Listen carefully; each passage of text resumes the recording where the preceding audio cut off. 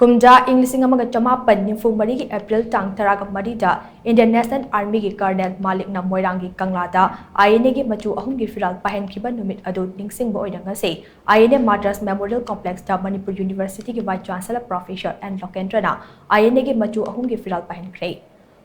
Manipur Suba Flag Hosting Day Ningsing Thouram ado INA War Museum cum Library Moirang Manipur Lengak Department of Art and Culture amadi INA Local Advisory Committee Moirang na sila Pangthokhre Thouram adu da Art and Culture Commissioner M. Joy Retired Lieutenant General and Nisikanta Abade Moirang College ke Hanage Principal A. Sarad Chandra Athoiba Mithunglan Sip oina saruk yakhe Thouram adugi saruk ama oina Netaji Subhash Chandra Bose ke mitamda Laishu Katuna Ikai Khumdam Utke Loinana honor their sacrifice inspired by your thoughts live your vision haiba themda INA ki live sing abade Netaji Subhash Chandra Bose ke maramda photo exhibition amaso Professor and Lokendra na hangdokhe Thouram aduda INA War Museum cum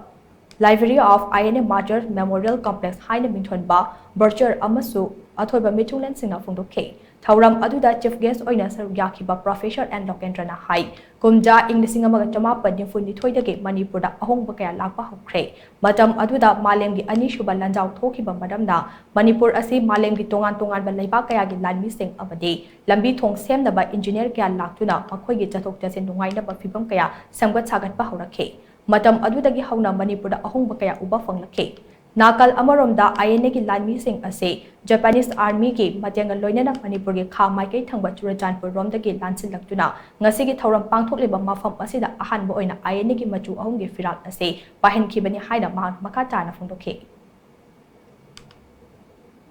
Pak India ki community mayam sing ase Bharat ju anti-British anti-colonial asik movement sida moi ki contribution adu isang sitna adu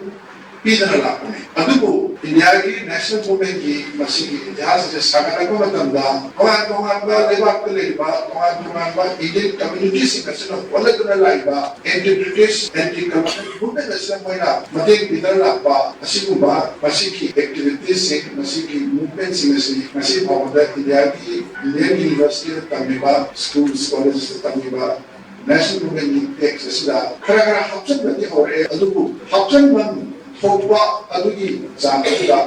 Hapsan the Mandri Adu Hapsan Ba Arai Putaba Amalay and Pusi Yan Kakla India scholars and academics and other historians in Rwanda. Now Kakla was a kind of negative already